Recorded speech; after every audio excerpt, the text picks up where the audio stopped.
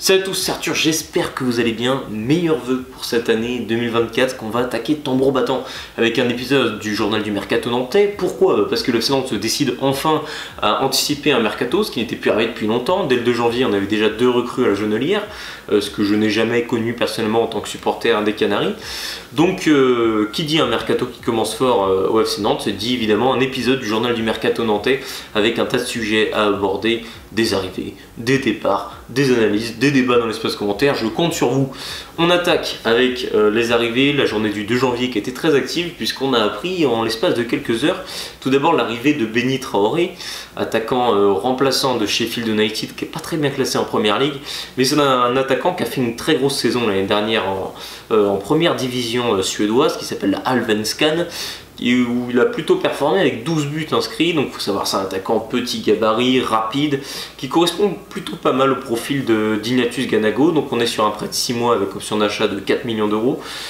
On voit du coup tout l'intérêt de remplacer le Camerounais Ganago blessé jusqu'à la fin de saison. On est vraiment sur une recrue renfort de ce type là. Et on sait que Nantes avait besoin d'atouts offensifs et les Canaries ne se sont pas arrêtés là avec un autre transfert qui, à première vue, peut laisser douter, mais qui peut aussi complètement faire mouche au FC Nantes. C'est celui de Tino Kadewere.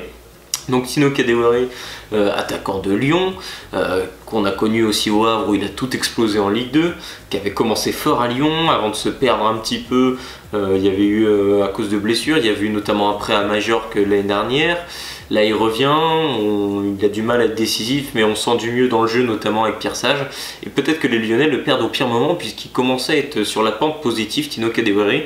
Et ça va plutôt bénéficier au FC Nantes, puisque le transfert, c'est un prêt avec option d'achat obligatoire en cas de maintien du FC Nantes, avec aucun montant de transfert, mais il me semble un pourcentage à la revente. Alors je suis pas sûr de ces informations, j'ai cru voir ça sur Twitter, mais c'est globalement ce qui circule comme rumeur, donc c'est-à-dire des conditions très avantageuses pour le FC Nantes. Alors on n'est pas sur un très gros transfert une fois que si le maintien des Canaries est acquis, mais il a déjà performé, Tino Kadewere, puisque comment je vous fais cette vidéo, on est quelques jours après la qualification du FC Nantes face au Pau FC, premier match de l'année 2023.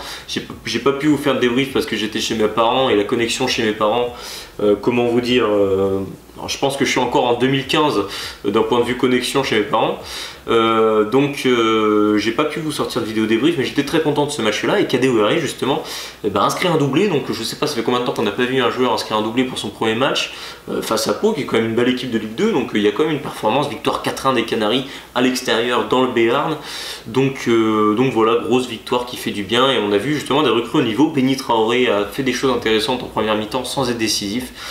Kadewere a bénéficié du gros travail au milieu de terrain, notamment Sissoko, Mollet, Augusto, Chirivella, pour pouvoir inscrire un doublé, un vrai doublé de buteur. Et on sent peut-être un Kadewere qui peut complètement relancer sa carrière chez les jaunes, et ça nous ferait un bien fou quand on voit l'attaque des Canaries depuis l'arrivée de Jocelyn Gourvenec qui est juste cataclysmique, nul, pourri.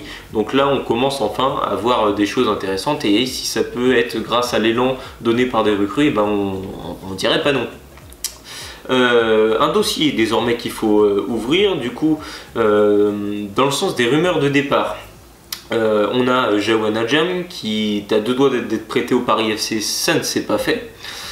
On a ensuite Hudson et Marquinhos, les 2 Brésiliens. Donc Marquinhos devrait retourner en prêt, devrait voir son prêt cassé par le FC Nantes et retourner donc à Arsenal.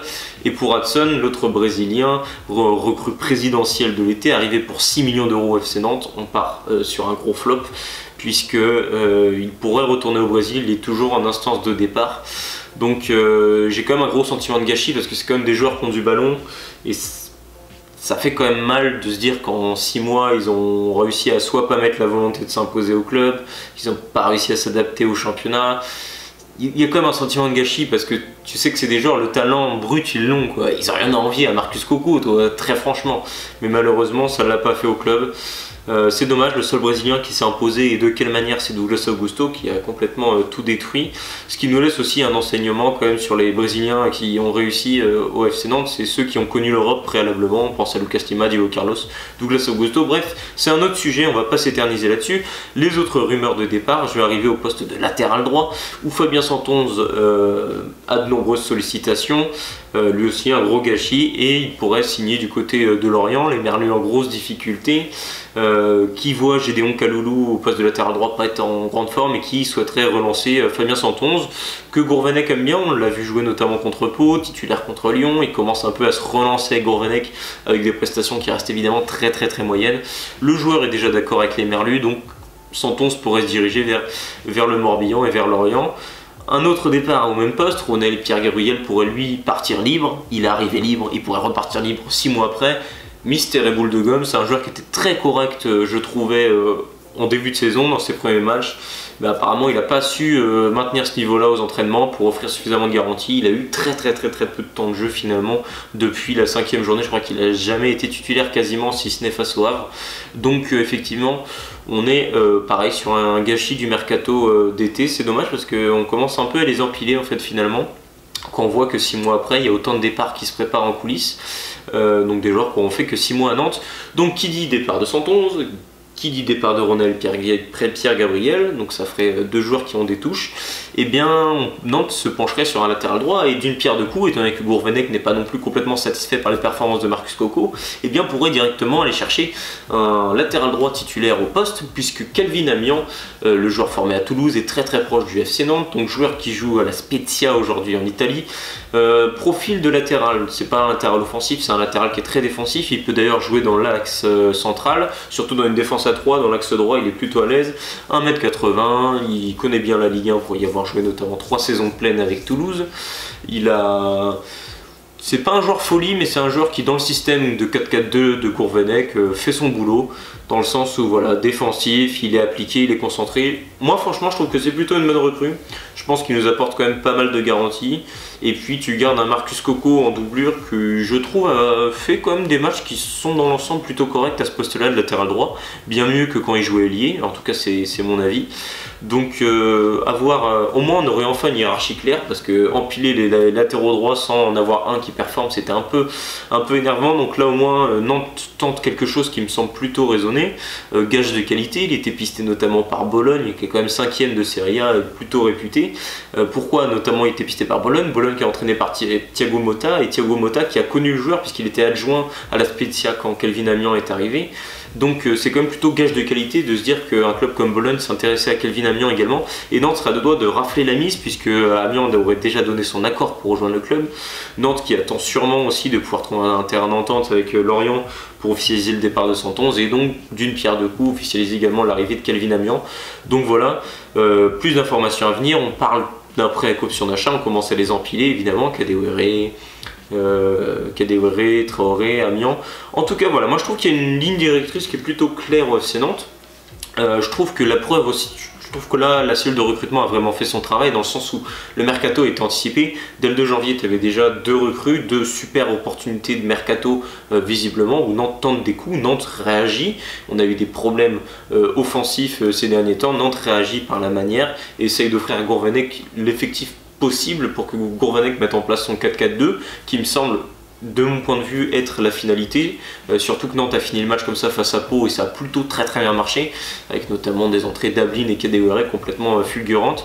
Donc on va suivre ça avec attention. En tout cas voilà, je trouve qu'il y a une vraie ligne directrice, et puis pareil, on voit des joueurs comme Pierre-Gabriel, Santonze qui ont des sollicitations. Directement la cellule de recrutement propose le nom de Kelvin Amian et le dossier est déjà propulsé comme étant chaud. Donc c'est à dire que voilà, on n'est pas à réaction, on est dans l'anticipation, et ça fait du bien. C'est comme ça qu'un mercato se travaille, c'est comme ça qu'on renforce réellement en effectif. C'est pas attendre la 31e journée pour voir quel latéral droit peut être une bonne opportunité sur le marché. Ça n'a jamais été ça. D'ailleurs au 31 janvier, c'est pas là où tu feras les meilleurs coups, en tout cas de mon point de vue, ou alors tu t'en sors bien. On l'a vu avec Nantes suffisamment. Là je trouve que c'est pas mal, il y a de l'anticipation, c'est plutôt bien pensé. Sur le papier, voilà, c'est pas forcément des joueurs qui tu dis qu'ils vont exploser à Nantes, mais ça peut être des bons joueurs si Amiens s'impose à Nantes. Ça peut être une vraie pièce maîtresse au poste de latéral. Dans un 4-4-2, on sait que, surtout si tu as des ailiers assez offensifs, c'est important d'avoir deux latéraux assez défensifs. Autant je pense qu'on aura Merlin et Duverne d'un côté, et de l'autre on aura Coco et Amélien de l'autre, qui offre pour chaque poste un latéral offensif et un latéral défensif. Donc je trouve qu'il y a un équilibre. Il y a une logique derrière tout ça. Moi je suis content aussi parce que j'avais peur que Nantes ne se penche pas sur un élément défensif au mercato hivernal, c'est en tout cas les rumeurs qui couraient. Moi je trouve qu'au moins il y a une réaction par rapport au fait que Nantes est quand même la deuxième pire défense de Ligue 1 au moment où je vous parle, et que c'est pas banal, et qu'à la mi-saison ça peut être important aussi de se renforcer, outre les choix tactiques que pourra faire Gourvenec. On voit que Nantes c'est un peu mieux la défense qu'à une certaine période de l'année, mais au moins il y a une réaction également au poste de latéral droit qui était évidemment un point faible du FC Nantes. Donc voilà, moi je suis plutôt content de ce dossier-là, Kelvin Amiant. J'étais plutôt sceptique de base sur Kadewere, mais s'il arrive à se relancer, je pense que pour Nantes ça va être plus que bénéfique. Et c'est l'attaquant dont on avait vraiment besoin s'il se relance.